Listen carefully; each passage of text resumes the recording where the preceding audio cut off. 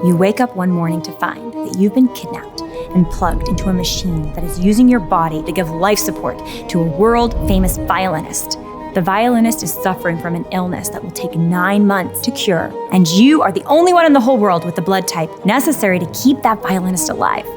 If you unplug yourself from the machine before the 9 months are up, the violinist will die.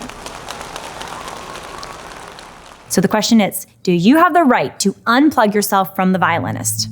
Obviously, no one has the right to kidnap you and force you into giving life support, even if the person you are giving life support to is highly valued by society. So the abortion activists are arguing here by some analogy that a pregnant woman must have the right to unplug her body from her baby in an abortion because you have the right to unplug your body from a violinist.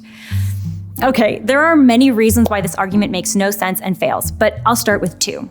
Number 1, abortion is killing, intentional killing, not just declining life support. Abortion is the direct and intentional killing of a child in the womb. Here's some frank descriptions.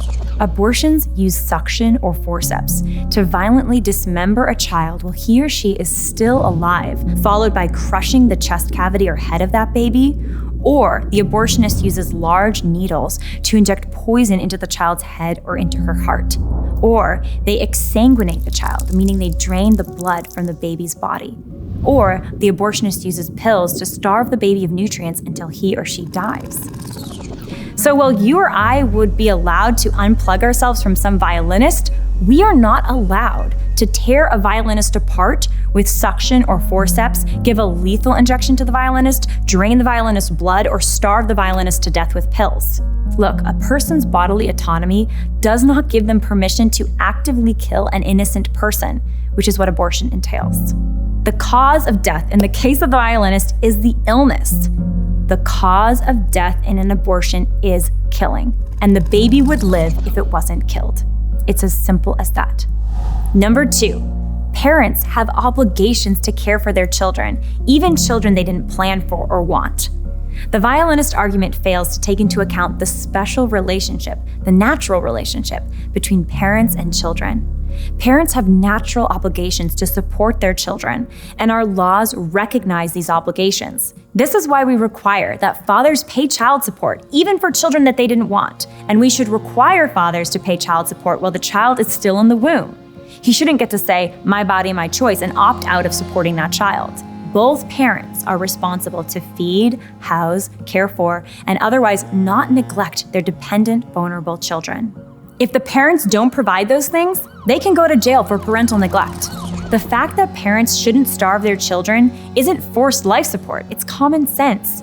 In the event that they cannot care for a child, a mother or father is not allowed to kill that child. They must make an adoption plan so that someone else can take on the responsibilities of parenthood.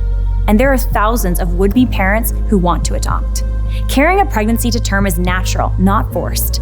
Pro-lifers are accused of forced birth, but in reality, the only forced birth in this discussion is abortion, which is the forced birth of a murdered child. A woman's uterus has one purpose: to nurture a child. That's what it's designed for. The child belongs in the uterus. This is a completely different situation than using artificial means to give life support to a stranger. So, if someone says that abortion is just declining life support or uses something dramatic like the violinist argument, remember these 2 points. Number 1, abortion is killing, not declining life support. And 2, parents have natural obligations to love and support their children. The pro-life position is not forcing anyone to give life support. The pro-life position is protecting human beings, children, from murder.